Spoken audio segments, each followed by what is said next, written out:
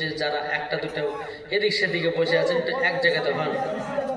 জি একটু আগে আছেন না, অসুবিধা কথা চাদর গাইতেছেন, অত ঠান্ডা নাই, ঠান্ডা যাচ্ছে তার জন্য ঠান্ডাটা বেশি পড়ছে।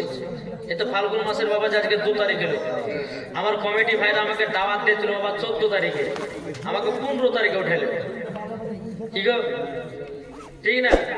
কিন্তু আজকে আবার জালসা কথা জানেন পশ্চিম মেদিনীপুর কলকাতা, ইনশাল্লাহ আমাদেরকে আবার 10টার সময় যেতে হবে, সারা রাত ঘুম কামাই করে আবার 10টা। তাহলে বক্তার কত কষ্ট। এই যে আমাদের একটা জনপ্রিয় বক্তা হযরত আল্লামা মাওলানা মোহাম্মদ জাকির হোসেন চতুর্বেদী, এই বাবা যে এই কিছুদিন আগে ইন্তেকাল করলেন, প্রায় 3-4 দিন আগে এই জালসা করে করে ইন্তেকাল করলেন, আল্লাহ ডাকে চলে গেল। কিন্তু বাবা যে মুসলমান সোনা মানিক, আসুন আপনাদেরকে বলি সবাইকে একদিন অন্ধকার কবরে যেতে হবে।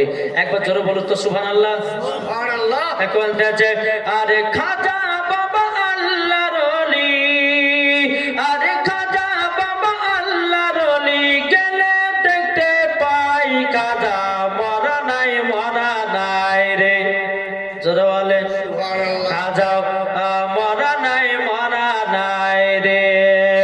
আরে খাজা বাবা আল্লাহর ওলি, খাজা বাবা জিন্দা ওলি, গেলে দেখতে পাই খাজা মরা নাই রে। খাজা মরা নাই রে। দয়াল রসুল বলে খাজা ভারতেতে যাও, দয়াল রসুল বলে খাজা ভারতেতে যাও, অন্ধকারে পড়ে আছে ভারতের গাঁও। দয়াল রসুল বলে খাজা ভারতেতে যাও, অন্ধকারে পড়ে আছে ভারতের গাঁও। আরে খাজা বাবা এলেন তিনি, আরে খাজা বাবা এলেন তিনি, ভারতেরই বুকে খাজাও মরা নাই রে। খাজাও মরা নাই রে।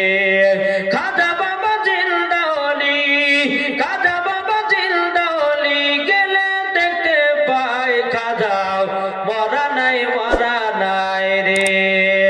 খাজা বাবা এলেন তিনি দিল্লির জমিনে, আর লাখো লাখো বেদিনদেরকে কালিমা পড়ালেন।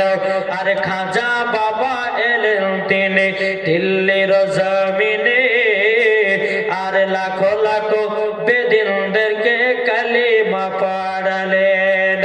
আরে খাজা বাবার লোটার ভিতর, আরে খাজা বাবার লোটার ভিতর আনা সাগরের পানি এটে যায়, খাজাও মরা নাই রে। খাজাও